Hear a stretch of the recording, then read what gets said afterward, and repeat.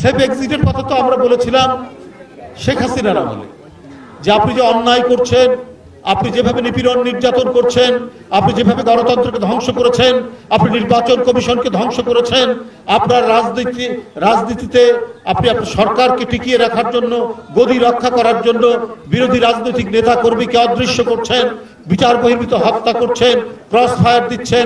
এই নীলফামারীতে আমাদের প্রায় 4-5 জন ছেলেকে এই অঞ্চলের একজন মন্ত্রী ছিলেন, তার নির্দেশে আপনার বিচার বহির্ভূত হত্যা করা হয়েছিল, শুধুমাত্র তারা আন্দোলনে সংগ্রামে গণতন্ত্র ফেরানোর অঙ্গীকার নিয়ে যারা সেদিন আন্দোলন করেছে তাদের লাশ পাওয়া গেছে রাস্তার ধারে, খালের ধারে, নাহলে পুকুরের ধারে। হয়েছে না?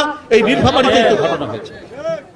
একজন মন্ত্রী, তিনি একজন সাংস্কৃতিক ব্যক্তিত্ব, যে আমাদের সাংস্কৃতিক ব্যক্তিত্ব একজন বেবি নাজনীন, তো সে কি কখনো দেখেছেন তাকে যে কোনো অমানবিক কাজকর্ম করতে? আপনি দেখেননি। বা আমাদের যারা বিএনপির নেতৃত্ব যারা আছেন, গফুর ভাই, শাহিন এবং আরো যারা আছেন, তারা দেখেছেন কত বর্ষিয়ান মানুষ, একজন অধ্যাপক মানুষ, তারা বিএনপি এখানে পরিচালনা করে। তারা এই বিএনপির এত দুঃখ, এত যন্ত্রণা, এত নির্যাতন সহ্য করার পরও তারা বিএনপির নেতৃত্ব তারা দিয়ে গেছে, কাজ করে গেছে। কিন্তু আমরা সে সময় বলেছি যে আপনি যে এত অত্যাচার করছেন, আপনি কি আপনার সেফ এক্সিট চিন্তা করে রেখেছেন? এখনো সময় থাকলে একটা সেফ এক্সিট নেন। তো আজকে যিনি বলছেন, তিনিও সরকারের একজন উপদেষ্টা ছিলেন, তো তাকে তো চিন্তা করে বলতে হবে কার সেফ এক্সিটের কথা বলছেন।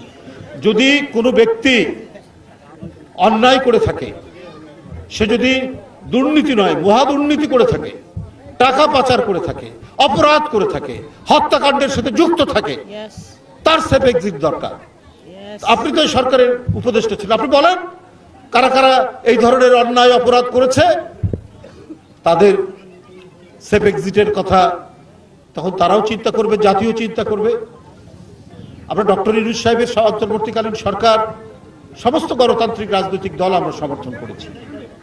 তিনি একজন গুণী ব্যক্তি, আন্তর্জাতিক খ্যাতিসম্পন্ন ব্যক্তিত্ব, তার নেতৃত্বাধীন সরকার, তারা ভালো কাজ করবে, এটাই আমাদের সবারই কাম্য, সেটাই হয়েছে।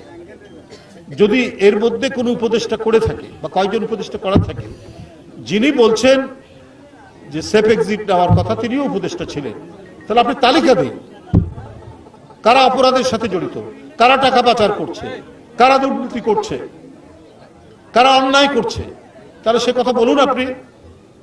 আমরা তো এই সরকারের প্রতি আস্থা রাখতে চাই যে এই সরকার অন্তর্বর্তীকালীন সরকার, এই সরকার নিরপেক্ষ সরকার, এই সরকার একটি অবাধ সুষ্ঠু নির্বাচন নিশ্চিত করবে এবং তার আগে প্রয়োজনীয় যত সংস্কার, সেই সংস্কারের জন্য তিনি কাজ করে দেবেন, সেটা নেতৃত্ব দেবেন। এবং এই সংস্কার নিয়ে বিশদ আলোচনা হচ্ছে, অনেক কমিশন গঠন করা হয়েছে, কমিশন এবং রাজনৈতিক দল তাদের মতামত দিচ্ছেন, তারা কথা বলছেন, এবং এটা নিয়ে আমার মনে হয় যে মানে প্রতিনিয়ত প্রায় সকাল সন্ধ্যা বা রাত্রেও আপনার এগুলো নিয়ে কাজ হচ্ছে। তাহলে আপনি এই সরকারের একজন উপদেষ্টা হওয়ার পরে যখন বলছেন, তাহলে আপনাকে তালিকাটা দেওয়া উচিত। কারণ যদি অন্তরের আলো থাকে, সততার আলো থাকে, তার বিরুদ্ধে হাজার অভিযোগ করেও তার সেফ এক্সিটের দরকার পড়ে না। বেগম খালেদা জিয়ার সেফ এক্সিটের দরকার পড়েনি, কারণ তিনি অন্তরের আলোতে চলেছেন।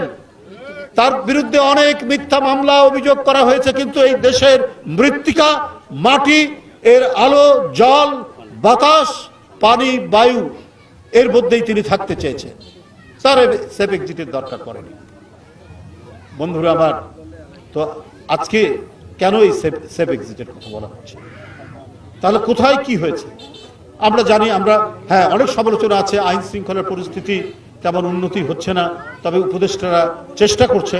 আমি এটাও বলবো না যে এটাকে উন্নত করার তারা চেষ্টা করছেন।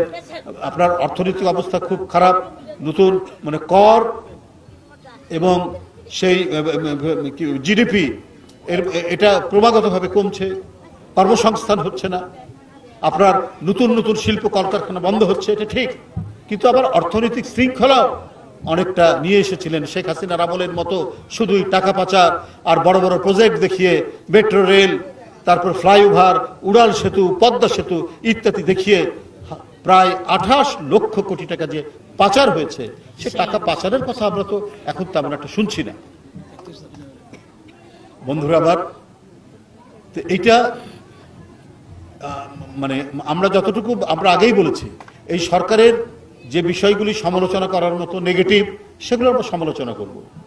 আবার যেগুলো ইতিবাচক দিক আছে, সেই ইতিবাচক দিকগুলোও আমরা তুলে ধরব।